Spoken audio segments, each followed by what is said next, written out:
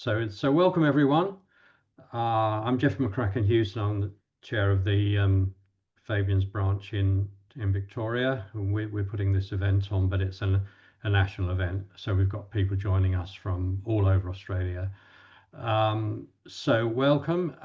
I would like to acknowledge that I'm speaking from the land of the Wurundjeri people, and I pay my respects to them and to their elders past, present, and emerging. So tonight we have the huge honour of welcoming John Menadue to speak to us. John is the founder and managing editor of Pearls and Irritations. For those of you that don't know Pearls, it provides a platform where progressive voices can speak freely and not be constrained by the powerful interests which dictate what should be said and what should not be said on our mainstream media. I mean, recently in particular, Pearls has been publishing many voices that have been opposing the current efforts to silence people speaking out against genocide and slaughter in the Middle East. And they're trying to do this by branding this as anti-Semitism.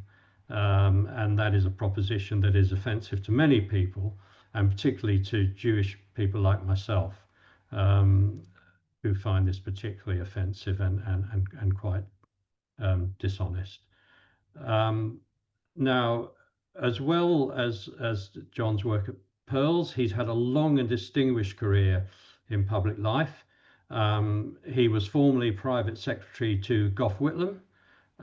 He was Secretary of Prime Minister in Cabinet under serving both Gough Whitlam and Malcolm Fraser. He served as Australia's ambassador to Japan, as Secretary for Immigration, and as CEO of Qantas. And he even apparently worked for Rupert Murdoch at one point. So he's seen so many things from so many different angles over the years. And I'm very pleased and proud to say that John was also secretary of the Fabians in Adelaide in the early 50s, when he was there with people like Dunstan and Clyde. And what we've asked John to do today is just to speak to us about his life and work, just as he wishes, and to give us his reflections on the media today and how they're shaping the public narrative and where that's all going. After that, we will simply open the thing to questions Q&A, which, as we're all Fabians, is usually pretty lively and often quite opinionated session, which we're very, very happy with. So as usual, we'll be taking questions via Zoom chat. So you can submit questions at any time as they occur to you. Then when we get to the Q&A, we'll attempt to pick out questioners who are reflective of some of the main themes that are emerging. So without more ado, so welcome, John, and over to you.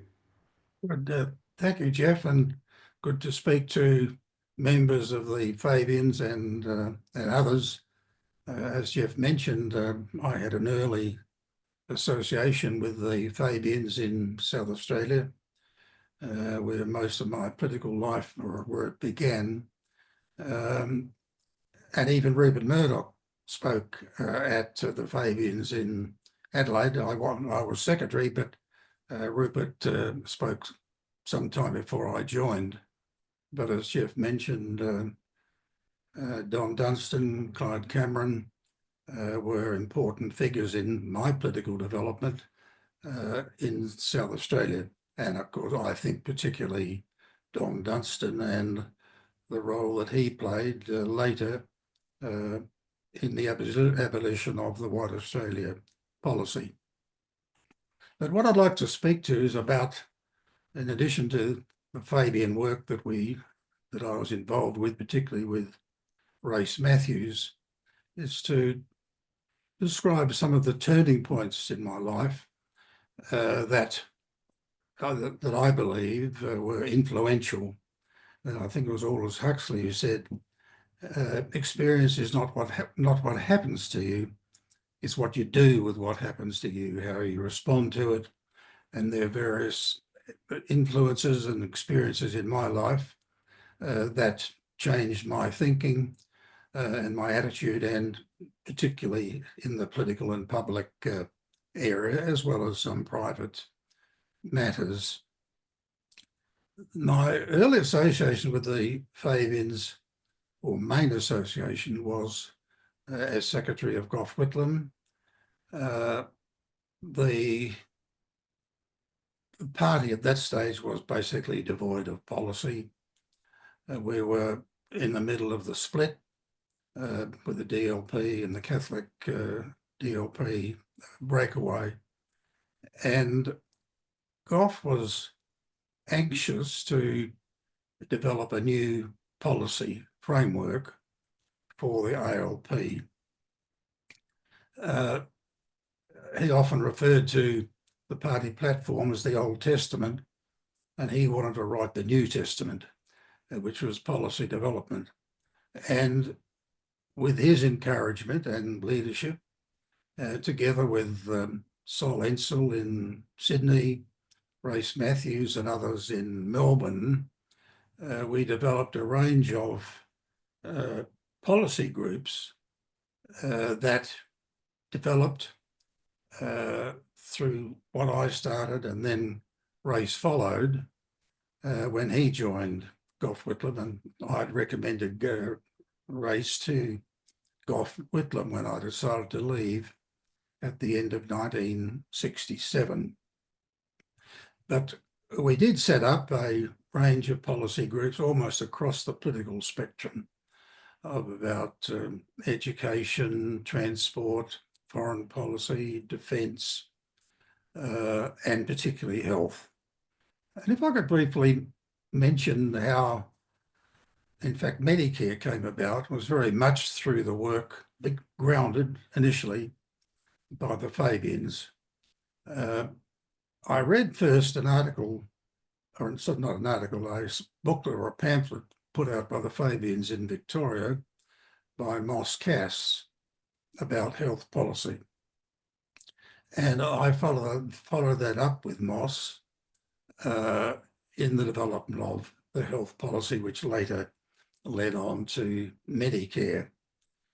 I recall one particular evening, it was in mid-1967, Moss Cass, with his Fabian contacts, organised a meeting for Gough Whitlam to meet health-interested people in his own home in, I think, Toorak or Kew in Victoria.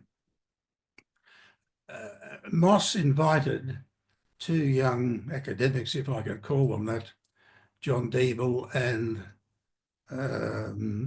Dick Scotton, who I hadn't heard of before.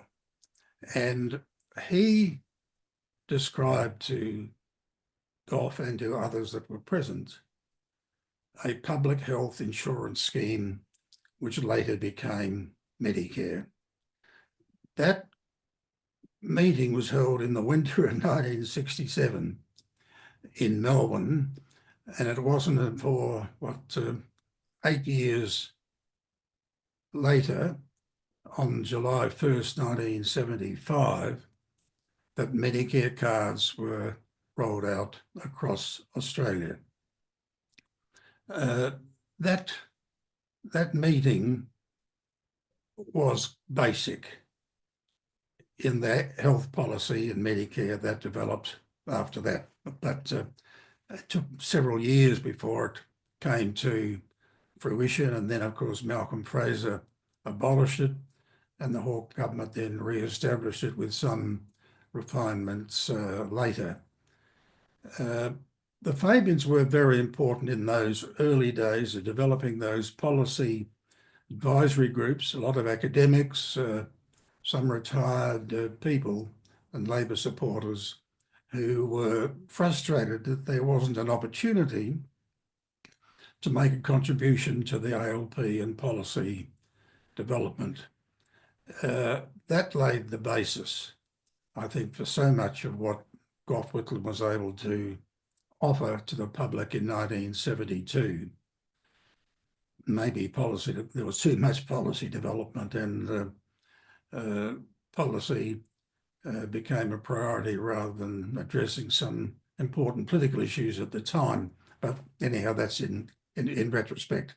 But the Fabians were very important in that early development of those policy groups that advised Gough on a range of issues that enabled him to write basically the Whitlam New Testament for the ALP.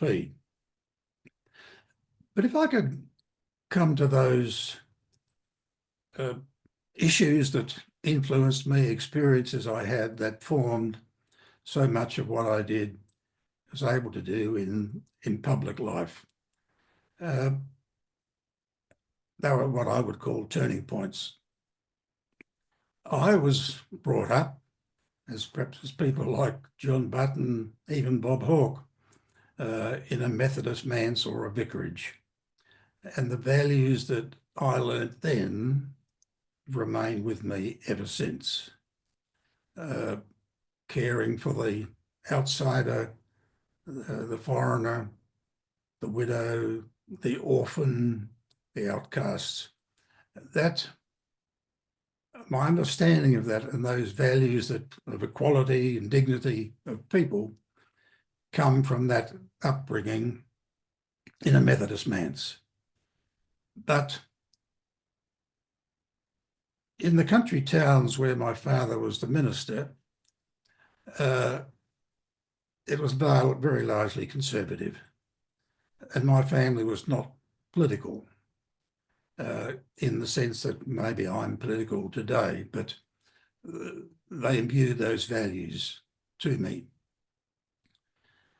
It wasn't until I went to university and studied policy at Adelaide that I was able to develop and understand a framework for those values.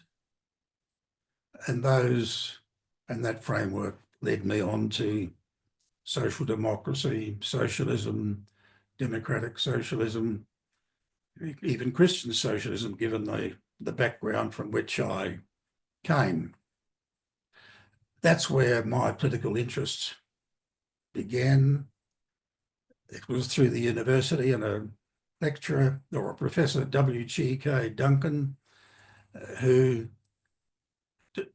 described to me the possible political institutions, socialism, capitalism, communism, that one could consider as possible options.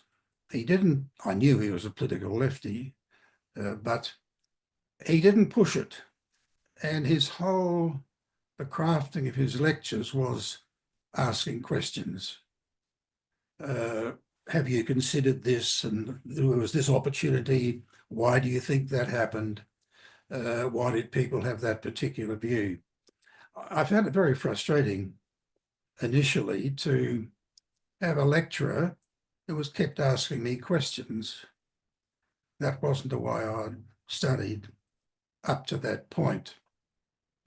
But the value to me was that those questions forced me to provide answers for myself. A truth that was particular to me. It was not something that the lecturer or others had told me. It was a truth that I could own for myself. And that experience was clearly an important turning point for me. I think politically I've become much more radical as I've grown older, which most people don't expect, but given, and I'll perhaps come to that a little bit later.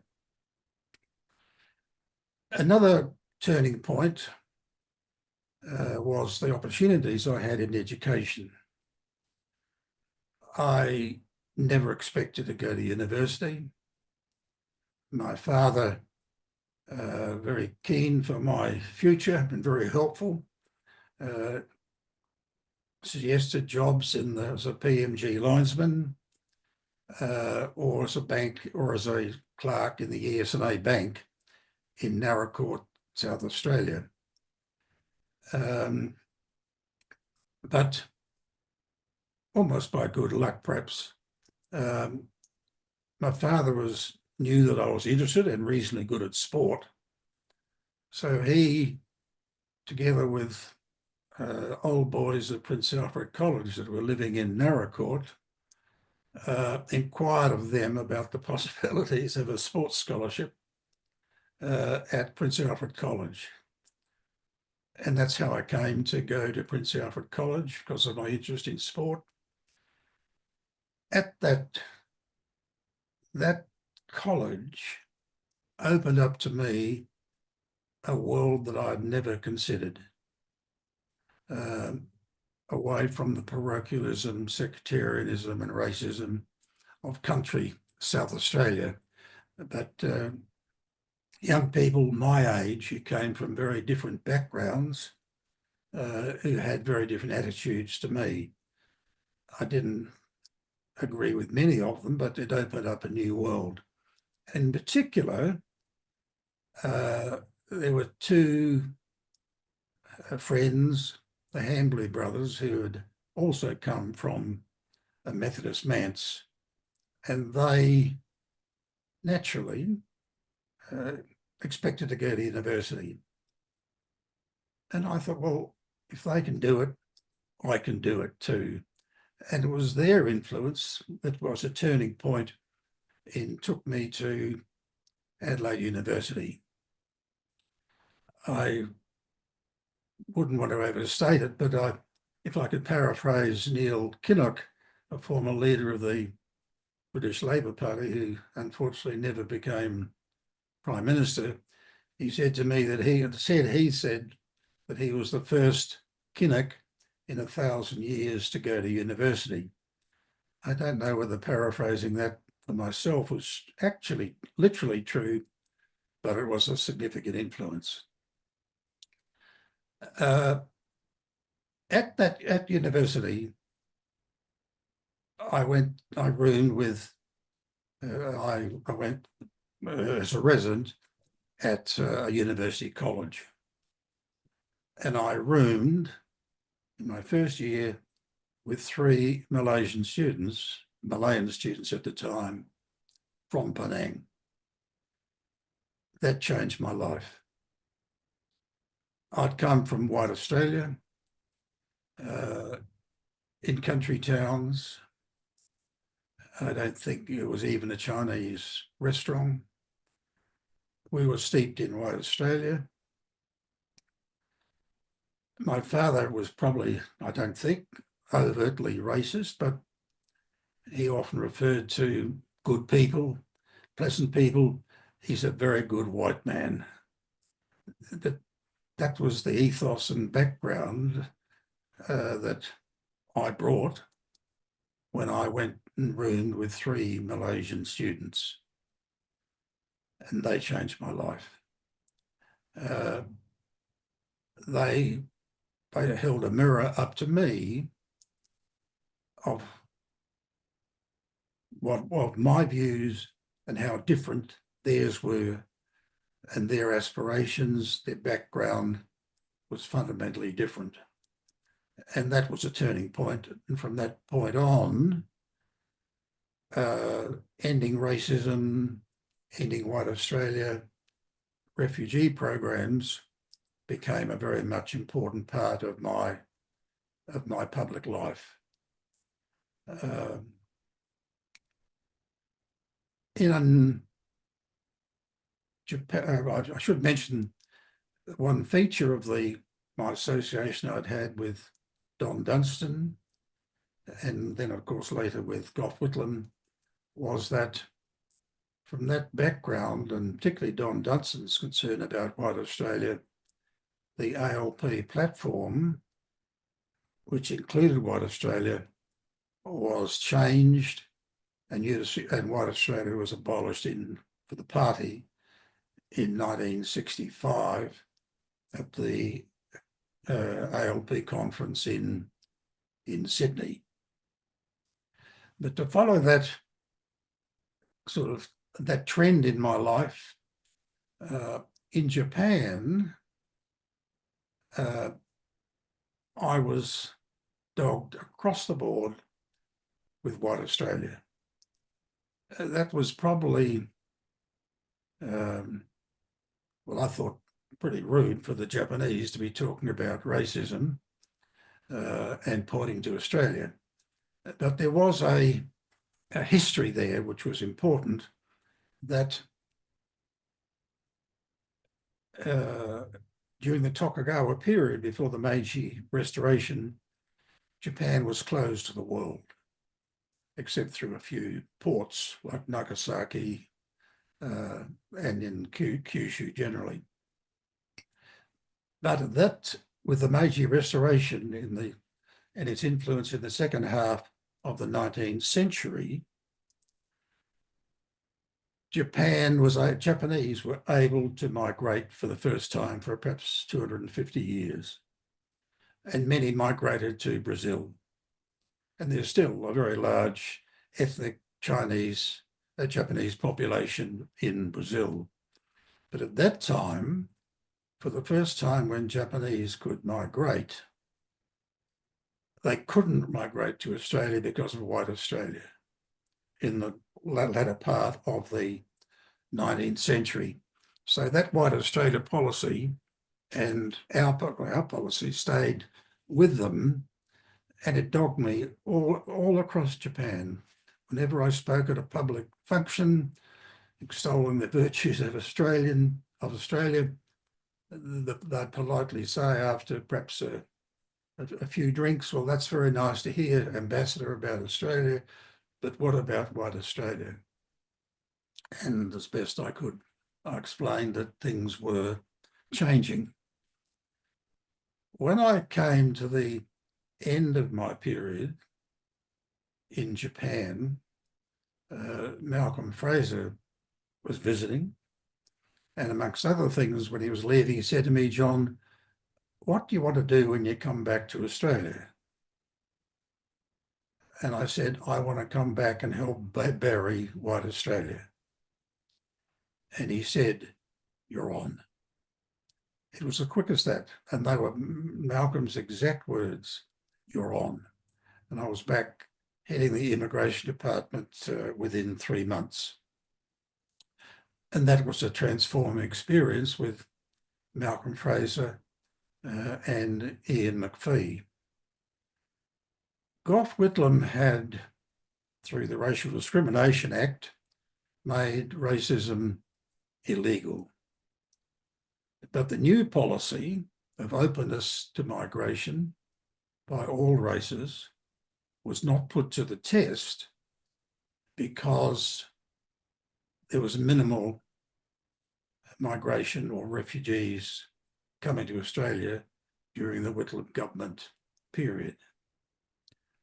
So the new policy was never put to the test politically, publicly.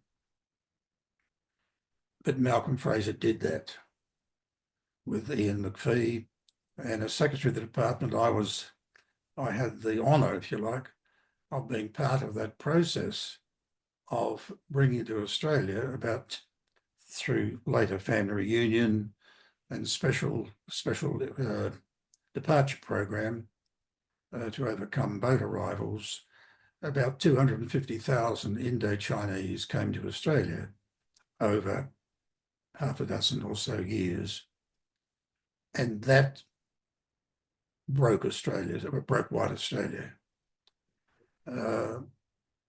There's obviously Pauline Hanson's and some rearguard actions by conservative elements, but I have no doubt that that refugee program, whilst it had great humanitarian benefits, it was also the death knell of White Australia in this country.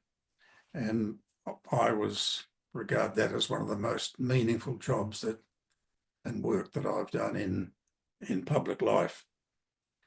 That interest in abolition of racism and coming to terms with our own region was reflected in the later work that I did in the Department of Trade to promote overseas students coming to Australia. I've been influenced at university by the way that young Asians, articulate and middle-class Asians, have been accepted in universities, and that if we could bring larger numbers of Asian students to Australia, that would be beneficial, as it had been to me, in opening up a new world for Australia in our own region. In Australia at that time, we were still dependent, we were dependent upon minerals as our exports. Our manufacturing industry was in decline. And in the department, we were looking for other opportunities to promote exports. And the one export we focused on was overseas students. We tried a few things in health as well, but that didn't work out. But we developed a policy to encourage overseas students. We looked at what the Americans and the Brits were doing, who were well ahead of us in those areas. And we developed policies and programs to encourage overseas students to come to Australia. At that time, there was almost zero Asian, there were a few Colombo Pan students, but not many more. It was in the thousands, not much more. As we developed the policy, I took it to a dinner meeting I had with, I think it was about 20 university vice chancellors at that stage. I think there's many more universities and vice chancellors today. And I recall a dinner meeting I had at the ANU, and where I outlined our suggestions on overseas students. I got a very bad reception.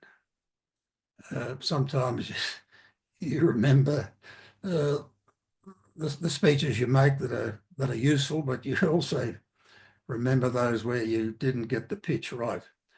And almost to a person, and they were almost all men, were alarmed at the possibility of bringing large numbers of Asian students, overseas students, to Australia.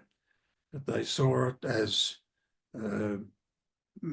displacing opportunities for Australians, which was, I think, partly true. My mentor from Adelaide at University in Economics was Peter Carmel, and he was my most severe critic in what we were proposing. But I think we had triggered something with those meetings and the work that we'd done in the Department of Trade. And now we have about 1 million overseas students in Australia. They're probably our third most important overseas revenue earner. So it's those influences that goes back to my early days of rooming with 3 Malaysian students that led on to my public career in which racism must be addressed, and we must come to terms with countries in our region and not cling to the Anglosphere as we continually do.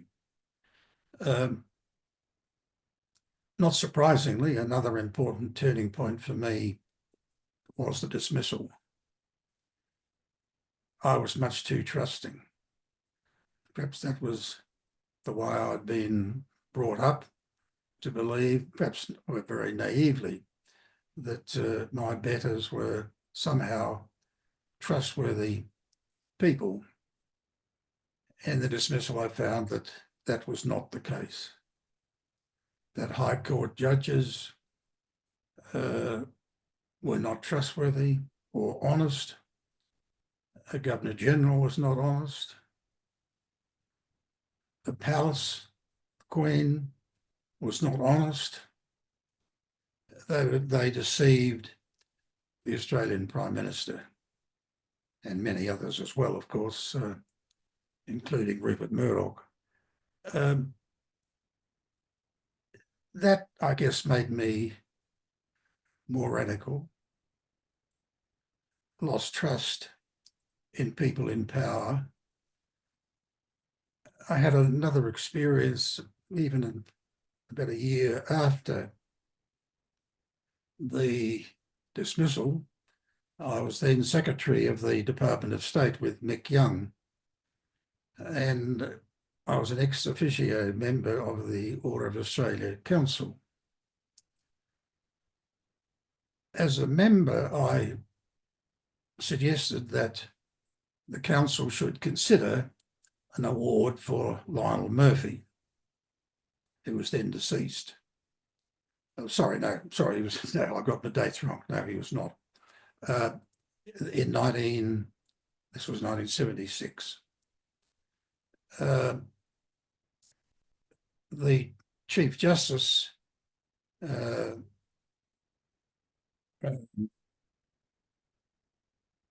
sorry, his name escapes me for the moment.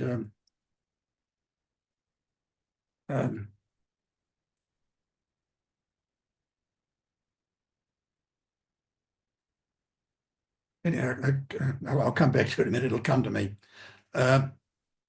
He was the Chief Justice Harry Gibbs.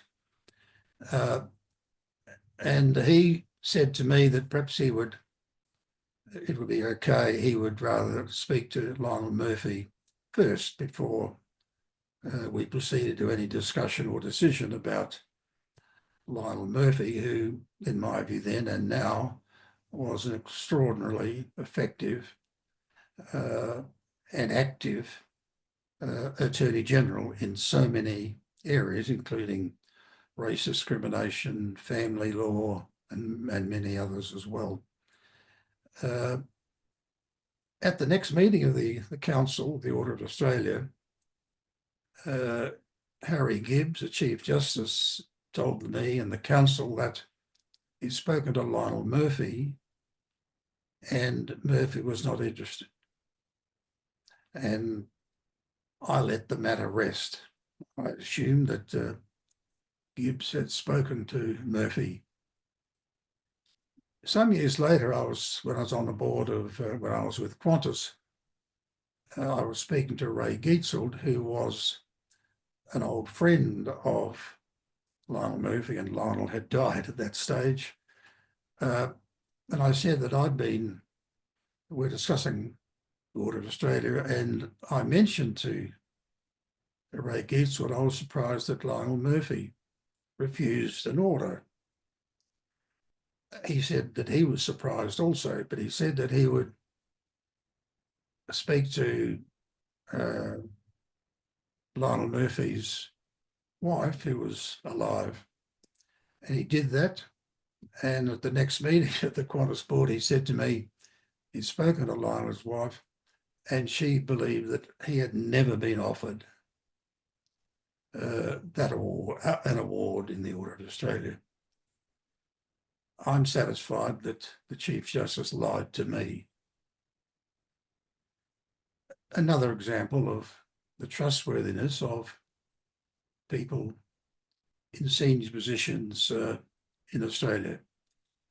And I guess that radicalised me considerably. And I still have very considerable reservations about people with power, elites, who presume to themselves that they are honourable people. I found that a lot of people were not honourable at all. I guess one other, if I could come to briefly the end of talking about turning points was the experience in Japan. I appreciated how parochial we are. Away from the humdrum of daily life in Australia, the media, in the sort of autopilots we get on in daily life and living, and seeing Australia from outside for the first time, seriously, in my life, I could see how parochial we were and still are. And that remains a feature of my concerns and the work that we're doing in Pearls and Irritations to open Australian understanding of a wider world, and particularly our own region. I mentioned that my experience with the abolition of white Australia, racism, refugees, and my work in the Department of Immigration was, I think, for me, one of the most meaningful things I've done. If I could suggest also that I get the same satisfaction of seeing what we've been able to achieve in Pearls and Irritations. That name, Pearls and Irritations, stems from my Japan experience of the grain of sand, the irritant in the shell that produces a pearl, and that if we could keep irritating people, we might see some pearls of policy developing and better understanding of our region. My late wife often mentioned that she was the pearl and I was the irritation, and she may have been right. But the decline in influence of the mainstream media is for all to see. We used to, and the Labor Party used to be very wary of Rupert Murdoch and his influence. I think we saw at the last election that that influence is now shredded, and that in fact support of the Murdoch organisation, of the Liberal Party, did in fact damage rather than aid the Liberal Party as they had hoped. That's not to say that Rupert still doesn't have influence. He clearly does in the United States, but that will wane as well. I did enjoy in my early days working for Rupert Murdoch. He was open to new ideas. He had been a member of the Labour Club at Oxford, where I think he got third-class honours. I don't think he was a great academic, but I knew him first in South Australia with the Adelaide News, Rowan Rivette, and it was very encouraging to see a new organisation, a new paper, the News Limited, very small in numbers, of course, how influential it could be. But I think that period has passed. Rupert Murdoch certainly abuses power, but I think more importantly, power reveals the person, or that exercise of power reveals what the person is really like. In those early days, he kept that his real person, his real knowledge and politics hidden, but his views and attitudes were later revealed when he exercised exceptional power, particularly in the United States. In the Australian media, as I mentioned, I think we are seeing, I'm sure we're seeing the decline of the mainstream media, propaganda voices particularly for Washington. The legacy media is more focused on the Anglosphere, London, Washington, than it is in Australia, than it is on Australia. And we're trying to, in Pearl's Irritations, to address a wider range of issues that we see continuing in the shrinking mainstream media. We've established, I believe, a successful niche publication in Pearl's Irritations. We are reasonably financially secure through the support of a lot of people of goodwill. We are a different model of newspaper in the fact we don't pay any of our writers. That may need to change, but there are so many writers in Australia who have a point of view, who don't have an opportunity to express it, and they find that we can offer a useful platform for them to express their views, and we greatly acknowledge that contribution. But how we grow from a successful niche publication into a more widely read and influenced publication is the issue that we face at the present time. And with a new editor, we're looking actively at how we can do that. We've changed the organisation from a private company, which my wife and I, Susie, the late wife, and I owned, into a public, not-for-profit organisation, a public company with directors but no shareholders. So we are planning for the time when I'm no longer active.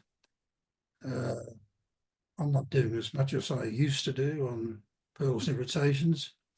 Probably the editor might hope that I do even less. But I think we are transitioning to a structure which will be ongoing. We're looking, as I said, at ways of improving our coverage and readership. Like me, some of our readership is, or a fair bit of it perhaps, is old, male and stale, and we need to bring younger people, more women, into our readership, into our community, that I regard Pearls and community as a community of like-minded people. So there's a lot to be done. I never intend retiring, although at some point my family will probably touch me on the shoulder and say, "Dad, it's time to pull out." But I hope to grow old gracefully. At the age of 90, I'm looking at that prospect. But thanks for listening to my story of life and experiences, and now particularly what we might be able to do to improve public policy and understanding of issues in Australia. I've been a member of the Labor Party for 70 years and still a member, but I haven't been to a branch meeting for 50 years, and I don't intend changing that. The other institution which I have belonged to for decades is the Catholic Church. I'm a fringe member of that also. But I've learnt through my experience in public life that whilst we all like to be part of the group to be an insider. I've learned, I think, to be an outsider and be happy with that. Over to you. Thanks very much. The insights you've given us are absolutely fascinating. In your long experience of Australia and the progressive movement, the Labour Party, the Fabians, it's been absolutely fascinating. We've got a number of questions. I'm going to take the kind of moderator's privilege and just ask one or two of my own, if I may. And you talked about a moment when there was a loss of trust, starting from the dismissal, and I think that feeling of loss of trust is quite general nowadays. Among a number of people have lost trust in the people they used to believe in. People kind of don't believe in experts and things like that. But I think that the story to me, of Pearls and Irritations is the loss of trust in the mainstream media, which is why people are turning to publications such as your own. And I often wonder whether that loss of trust is because the mainstream media have sort of got worse over the years, and if so, why? What has caused them to sort of become worse than they were? Or whether it's simply that because we now have alternative media, people are able to hear other side of a question, that then they start to think, well, why didn't the mainstream tell me that? Why didn't the ABC tell me that? Because it's not just Murdoch that people have lost trust in. It's things like the ABC, the BBC, newspapers that they used to trust. So what do you think? Is it the fault of the mainstream media, or is it the fact that they now have sort of challenges?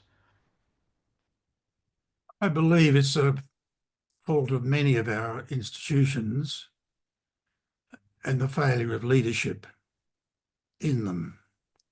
The leadership of, looking back politically, of Whitlam, Hayden, Hawke, Keating. I don't think we have that leadership now. We don't have, and it's not just the media has fed sort of propaganda, right-wing views for so long. And it has dulled the Australian conscience. And it's not just, it's in the Parliament, that loss of confidence in institutions, the loss of confidence in the media, our universities, our churches. And for me, that's come to a head particularly over Gaza and Palestine. There has been minimal leadership in any of those three institutions in addressing the key issues of the genocide in Gaza. I wouldn't have believed that that was possible, that we could get into this state that we're in now of being complicit. Not the people, but our institutions, complicit in the genocide in Gaza. I never thought that this would happen on such a scale. We could be slow learners, but I've never thought it could be as bad as this.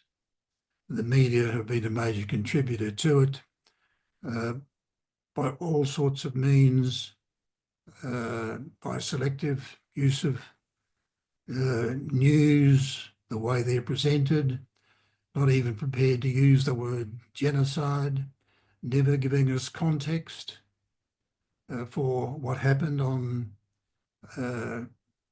October 7, the whole history of dispossession, ethnic cleansing that preceded all that.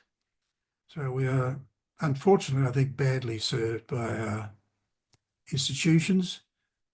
I think the people understand these issues better than the leadership of our main institutions, and that is our best hope. And in a small way, we hope that Pearl's Irritations can lead to a better understanding and work by our institutions, because they shape opinion and they're not serving us well.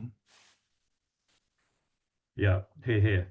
Absolutely agree. I'll just ask one more if I may, and then go to the audience, and that's this one, that you talked about the big issue for you early on was white Australia, and that was a thing that you really wanted to fix. And I'm just wondering today, what is the equivalent big issue? Maybe it is, Gaza and the genocide that you've talked about, but is it that, or is there another big issue that you really think is the thing we have to fix today? I think the racism is still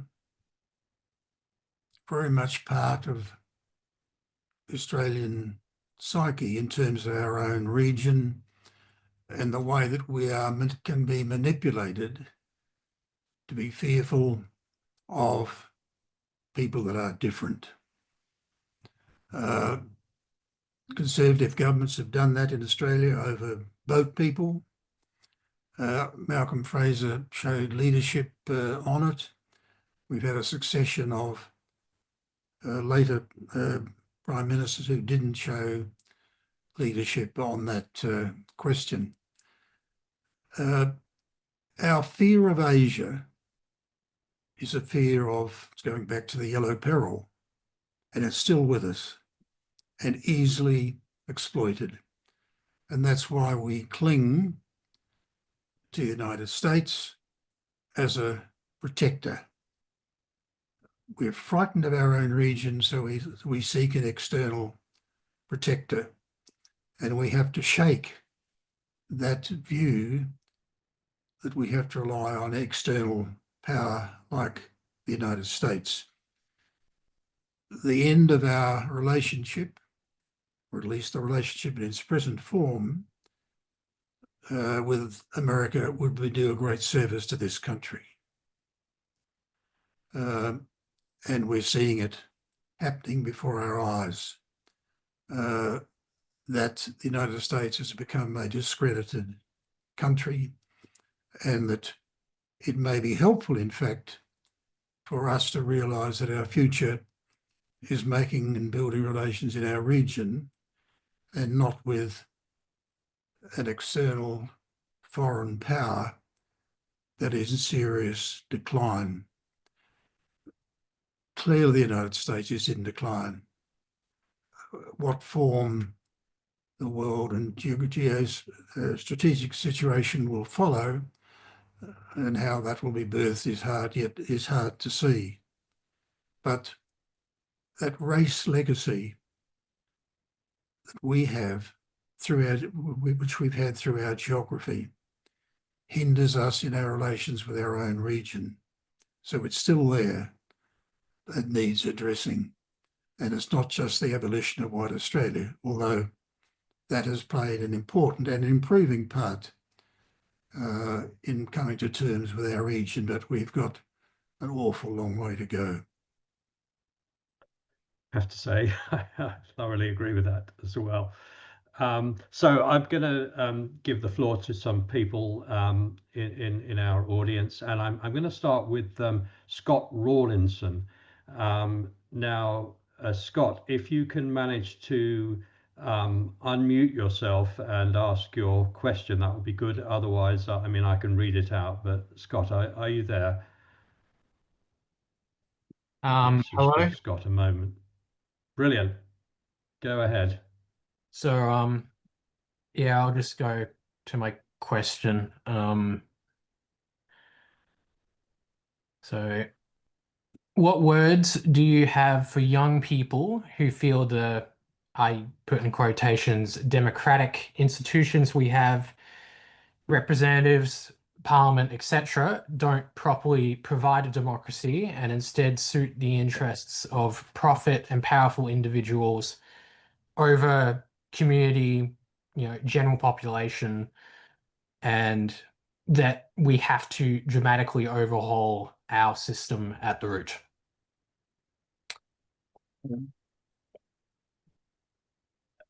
Clearly, we don't have trust in our parliaments.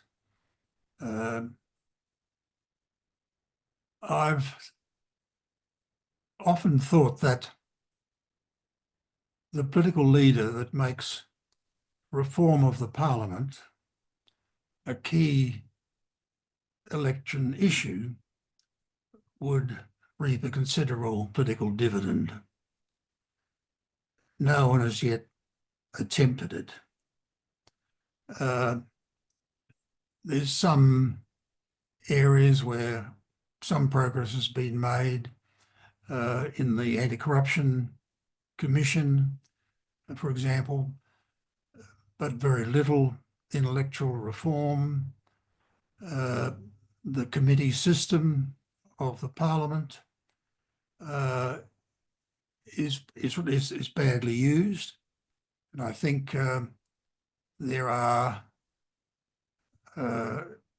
examples where the Senate could play an important part in reviving a committee system which would draw out and reconcile political differences and policies, then acceptable policies brought to the House of Representatives. Parliamentary committees in the Senate could be very effective. We need to restore faith in some trust in the Parliament to address the problem of lobbyists. They are a plague and are very destructive of our parliamentary system. Unfortunately, they have the ear of governments. It's often an opportunity for politicians or senior public servants when they retire to take up the lobbying profession or through some important companies, lobbying enterprises. It's a way of corrupting public life and Parliament in Australia.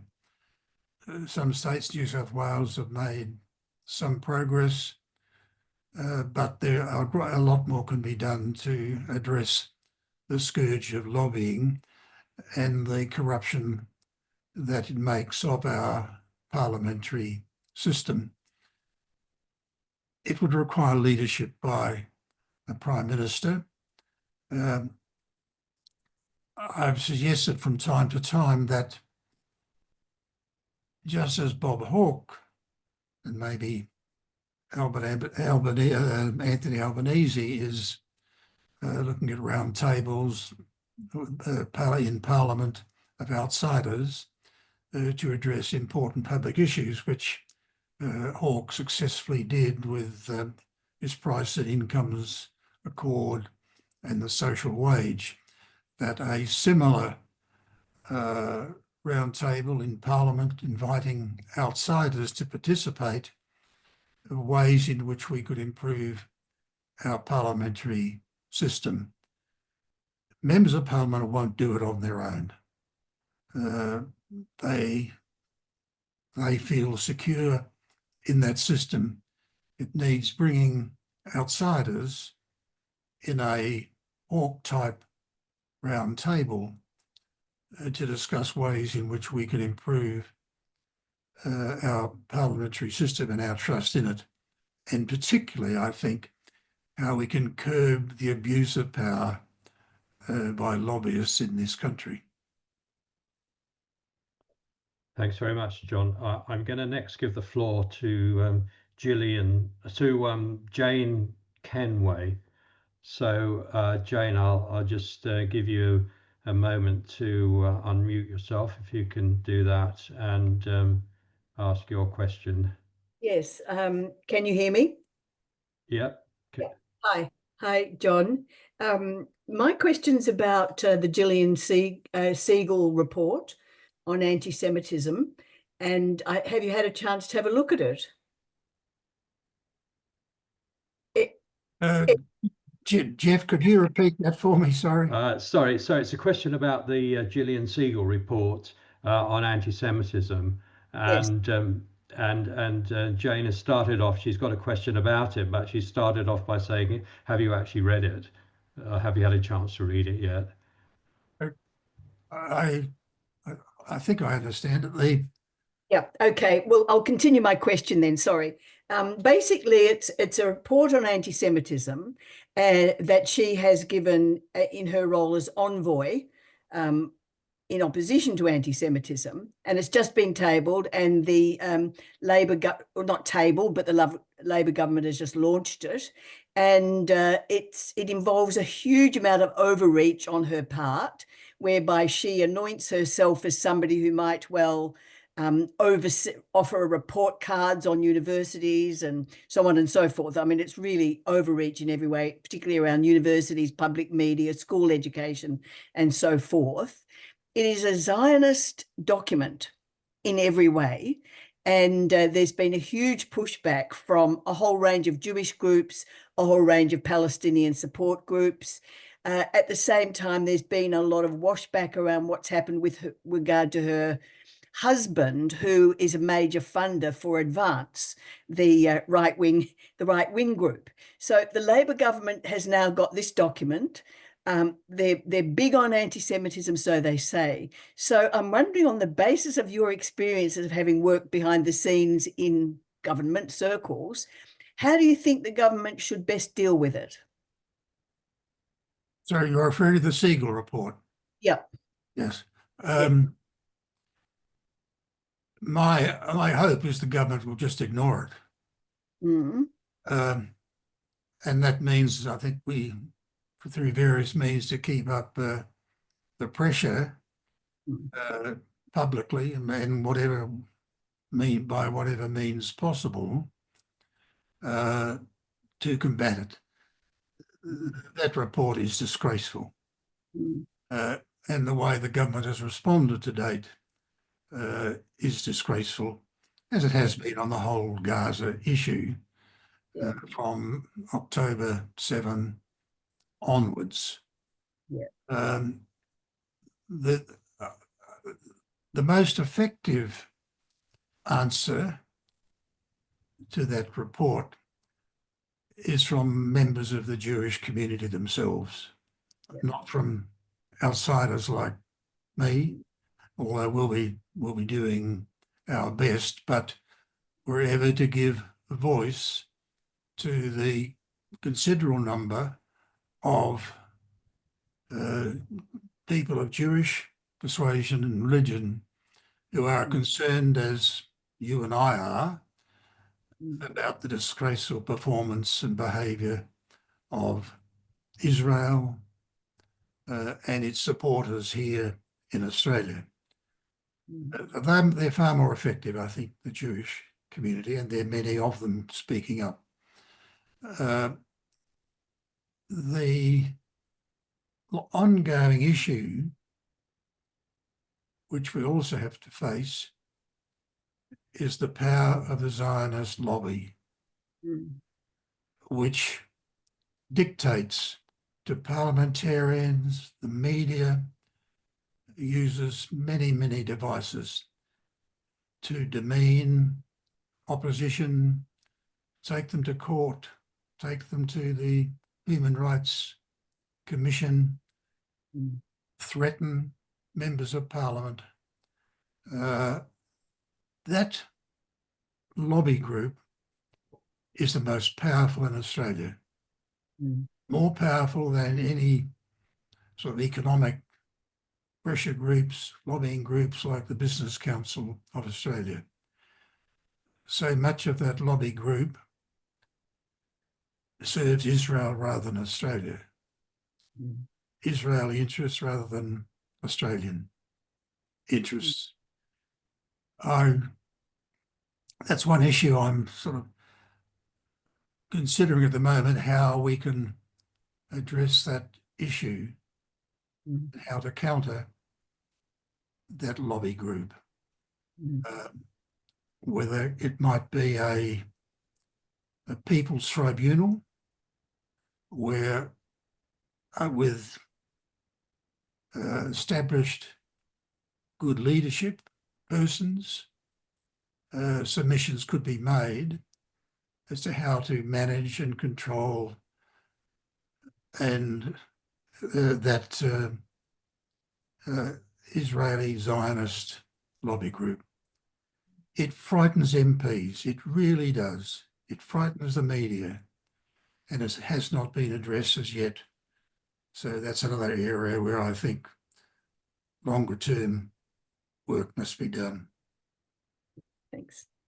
Yeah, it'd be fantastic if you can come up with something inventive like that, John, to deal with it. I know that you've run a lot of articles about it on pearls and irritations, but it's obviously a big problem for so many countries, obviously the USA, Britain. I mean, in a way, it seems less visible in Australia than in other countries, but it obviously is very powerful. So it's great to have people like you that are sort of putting your mind to how that can be addressed.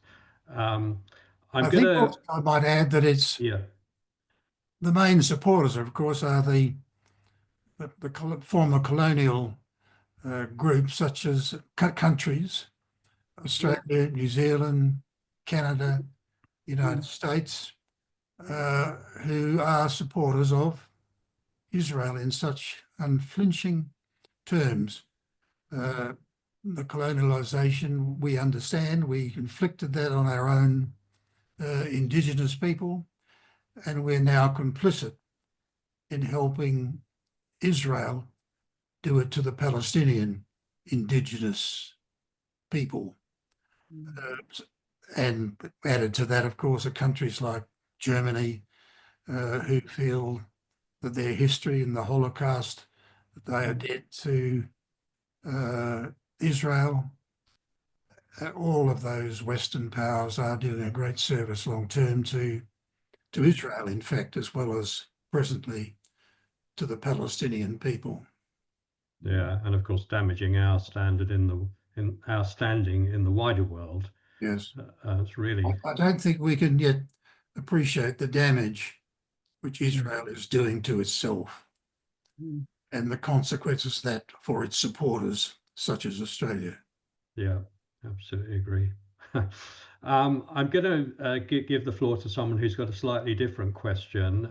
Eric Kenny, if you can unmute and ask your question. Yeah, so my question is just really how influential and powerful is X, which is usually to be called Twitter, because you talked about how there's a decline in influence of traditional media, but what about that particular platform X, which used to be called Twitter?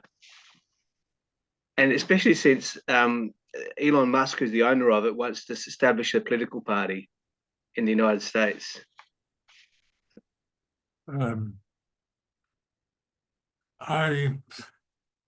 not sure how to answer that. I think if he does establish a political party, it'll do great damage to the Republicans and Donald Trump. But the system is just decaying across the board. But the risk is that decaying society still has enormous military power, and that military power could do enormous damage yet as it declines. And that is the most dangerous thing that I think we could consider. And as I mentioned before, how we disengage from it. I'm not sure I've fully answered your question though. And I've got a follow-up question, and it's regarding, you're talking about the decline of societies, but how can maybe technology reverse that decline of a society? So, for example, Elon Musk is talking about robots being functional in 5 years. I will plead ignorance on that one. I leave technology as the back office that Pearl's Irritations to other people.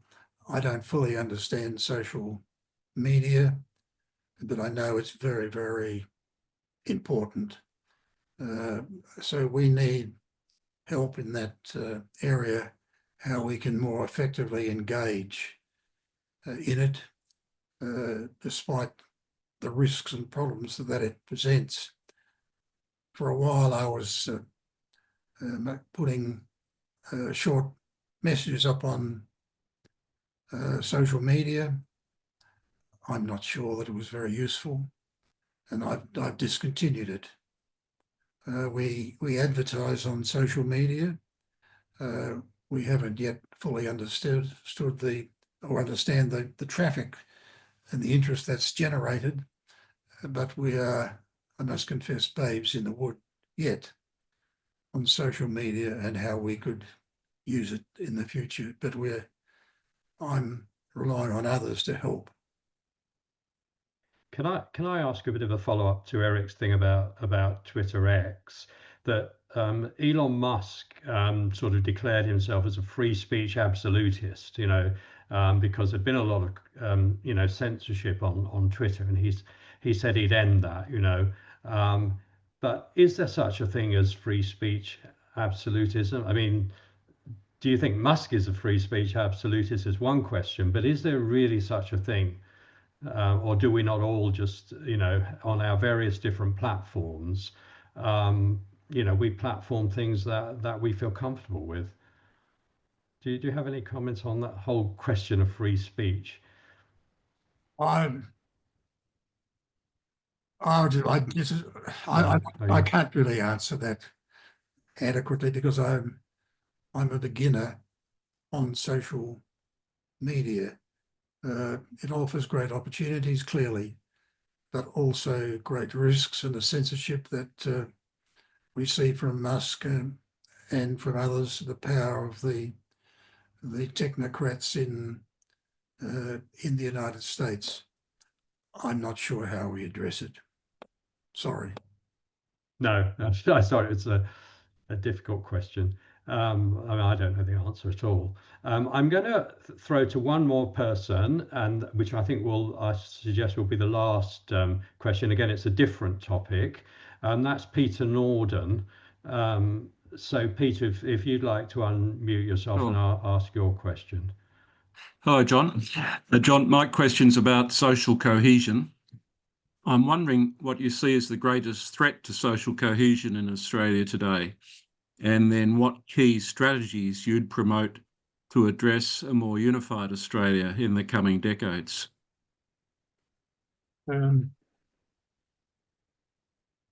It's certainly being shredded at the moment, and directed particularly at Muslims in the country. We talk increasingly about multiculturalism and social cohesion, but we do very little to advance it. To build a multicultural, cohesive society where there is diversity, which we have that diversity in Australia, we need a strong underpinning, sort of the substructure of multiculturalism, and that includes institutions, language, that our legal system, which is standing up pretty well in Australia today, as one of the institutions which is, I think, in pretty good shape compared with some of the others, despite what I said about Harry Gibbs and others in the past. I think we've done pretty well in terms of multicultural and social cohesion compared with what it was like when I was a boy in country towns of South Australia. We have made great strides. And I think probably Malcolm Fraser, again, was probably the best builder of that. His Galbally report, an Institute of Multicultural Affairs, and particularly his leadership. And I believe that, and still Indo-Chinese groups, Vietnamese, still remember what Malcolm Fraser did in those days in the late 70s and the early 80s. But we don't have that leadership today. And we have groups in Australia deliberately exacerbating differences and damaging our social cohesion. And the Siegel report is a classic example of that. Islamophobia is a much more serious problem in Australia than anti-Semitism, but that whole area is left unaddressed by our institutions, by our government. We've done pretty well, I think, compared with what we were like before, but there's still a lot to be done in promoting social cohesion in Australia. I think what we've done in multiculturalism is one of our great achievements, but it's at risk by the damage that the Zionist lobby is doing in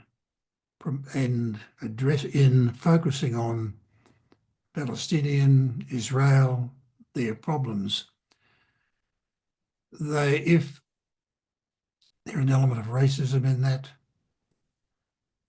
if they were white Christians in Gaza, it would be a different story. But they're brown and they're Muslim.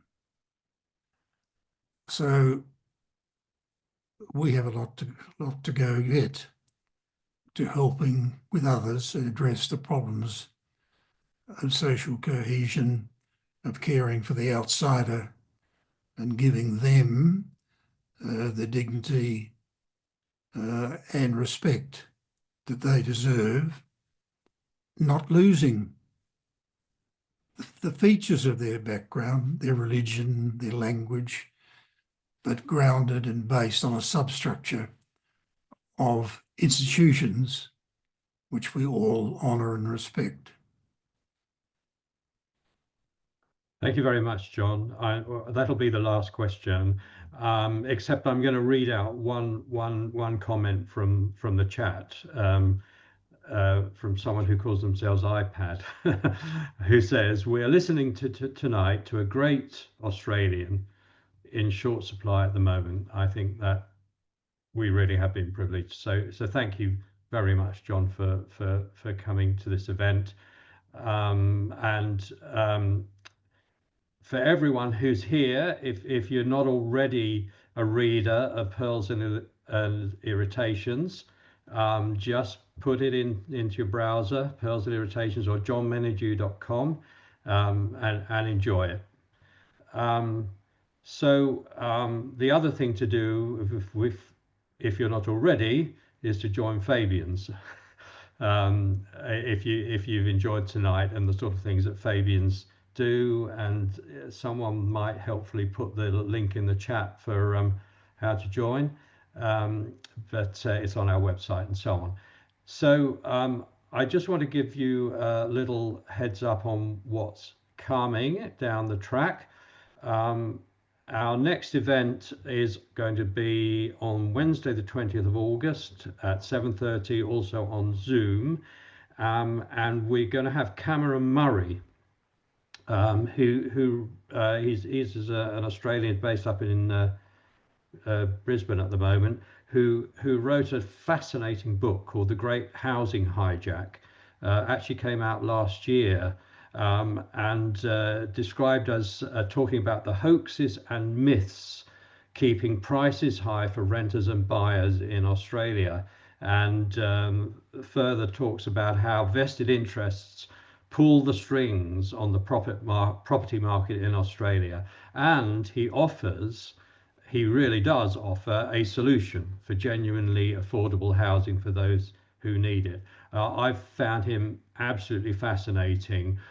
He's saying, things that you may not have heard about, shattering some, a lot of things that people have thought about the housing market. So I really recommend that, and you'll be hearing about more publicity about that. And then after that, we are planning an event in September, October, looking at the changing world order today and Australia's place in that.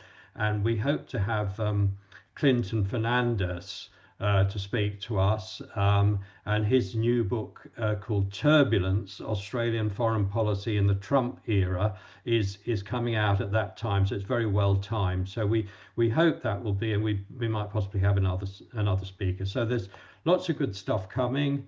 Thank you very much, everyone, for coming tonight. Thank you again to John, and we'll leave it there. Thank you very much. Night. Thank you.